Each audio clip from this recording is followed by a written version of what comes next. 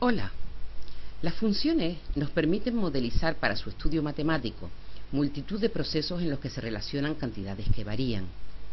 En esta unidad y en la siguiente se establecerá el concepto de función y se verán caracterizaciones de las relaciones funcionales que tienen que ver con su forma gráfica y con sus propiedades.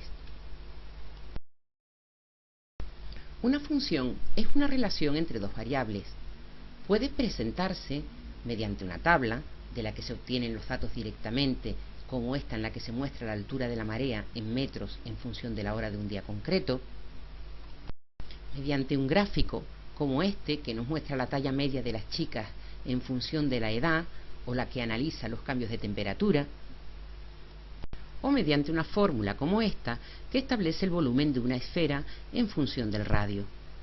En una función hay una regla que asocia un número a otro número, que habitualmente, aunque no siempre, viene expresada mediante operaciones algebraicas, como en el ejemplo de la tabla de las mareas, donde se dispone de una fórmula que permite su elaboración, o en este otro del volumen de una esfera.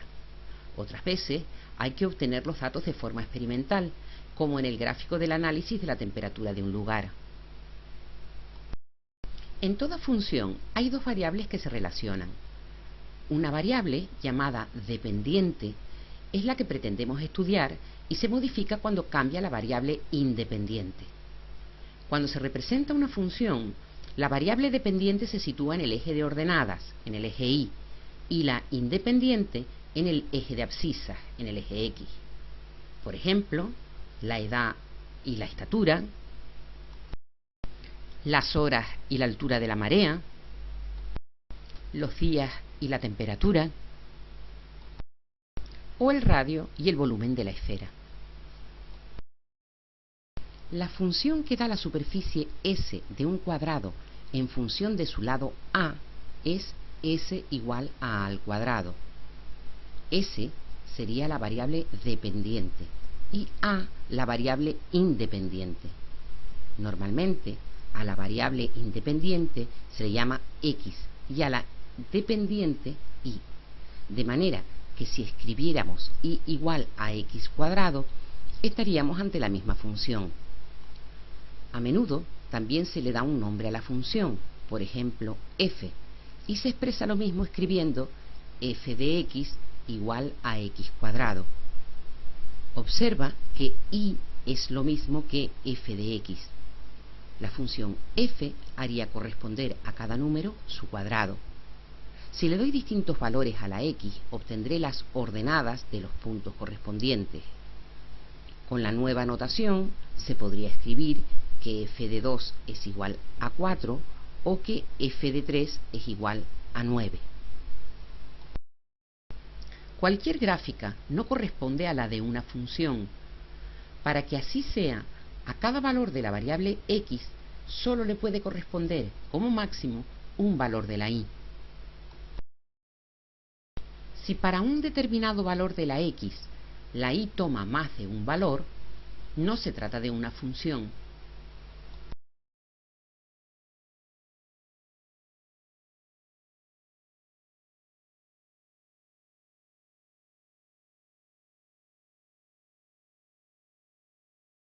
Llamaremos dominio de una función f al conjunto de valores que toma la variable independiente x. Llamaremos recorrido de f al conjunto de valores que toma la variable dependiente y. Por ejemplo, el dominio de la función que da la superficie de un cuadrado en función del lado son todos los números positivos, porque no tiene sentido que el lado del cuadrado sea negativo. Igualmente, el recorrido de esta función serían todos los números positivos.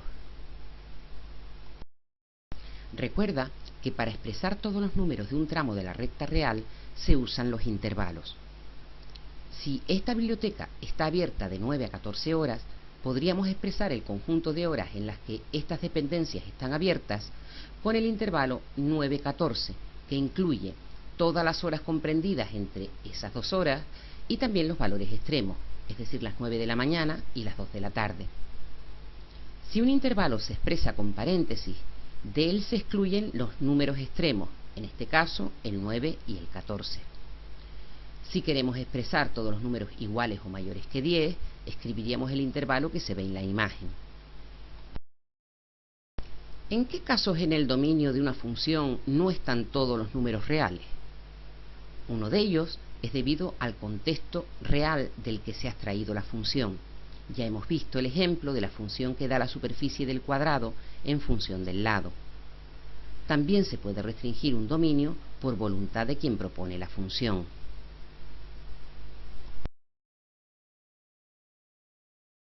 El tercer caso se da cuando no podemos realizar alguna operación con ciertos valores de x, como cuando hay denominadores que se anulan o raíces cuadradas de números negativos. Por ejemplo, la función f de x igual a x partido por x más 3 no tiene sentido para x igual a menos 3, es decir, f de menos 3 no existe. El dominio estaría formado por todos los números reales excepto el menos 3. La función g de x igual a raíz cuadrada de x menos 1 no tiene sentido para valores menores que 1, porque nos encontraríamos con una raíz cuadrada de números negativos. El dominio de la función estaría formado por los números reales mayores o iguales que 1. Para obtener el dominio de funciones con denominadores que se anulan a partir de su expresión algebraica, debemos averiguar cuáles son esos valores que anulan al denominador, pues esos números no serían del dominio, para lo cual igualamos el denominador a 0 y despejamos. Los números que obtenemos no pertenecerían al dominio de la función. En funciones como f de x igual a raíz de 4 menos 2x, hay que averiguar cuándo el signo del radicando, en este caso la expresión 4 menos 2x, es positivo. Los números que hacen esa expresión negativa no pertenecerían al dominio. Una forma de saberlo es igualar la expresión que está dentro de la raíz a 0 y despejar. Con los números que anulan el radicando, dividimos en tramos la recta real. Quedarían en este caso dos semirrectas, desde menos infinito hasta 2 y desde 2 hasta infinito. Probamos cualquier valor de cada intervalo en la expresión 4 menos 2x para comprobar su signo, por ejemplo, 1 y 3. Si la expresión tiene signo positivo en 1, significa que en todo el intervalo menos infinito 2 es positiva. En el otro intervalo es siempre negativa, puesto que en x igual 3 da negativa. El dominio estará formado por todos los valores que hacen 0 o positivo el radicando. Veamos algunas características de las funciones con un ejemplo. Puntos de una función que debemos tener en cuenta son aquellos en los que corta a los ejes. Recuerda que los puntos de corte con el eje x tienen su segunda coordenada igual a 0, por lo que para obtenerlos se hace y igual a 0 en la expresión que nos da la función.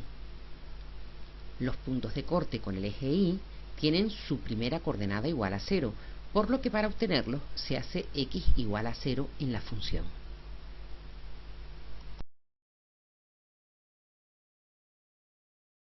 Una característica importante de una función es su signo. En las regiones donde una función f es positiva, su gráfica está por encima del eje x. Donde es negativa, su gráfica está por debajo del eje x. Para estudiar el signo de una función a partir de su expresión algebraica, se procede igual que como se hizo para estudiar el signo del radicando al hallar el dominio de una raíz de índice par. El crecimiento de una función es otra particularidad relevante que puede percibirse a simple vista a partir de su gráfica y que, igual que el signo, se describe utilizando intervalos de valores de x.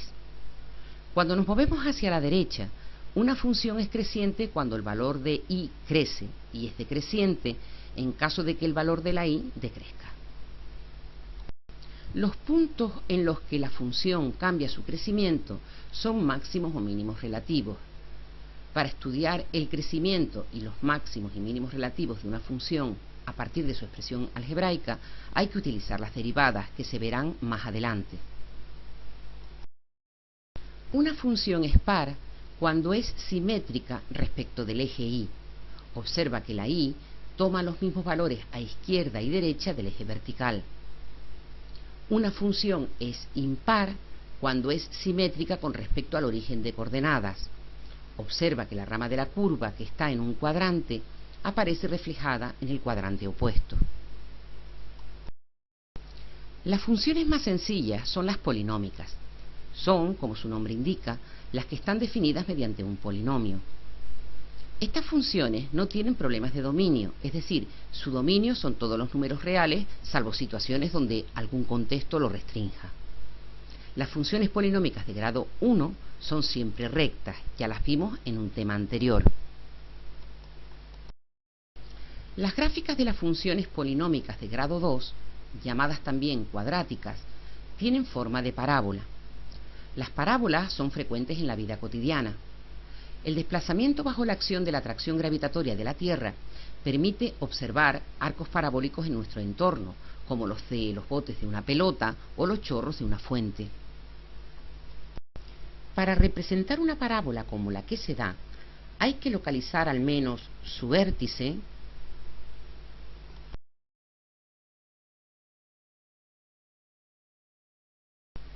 y los puntos de corte con los ejes.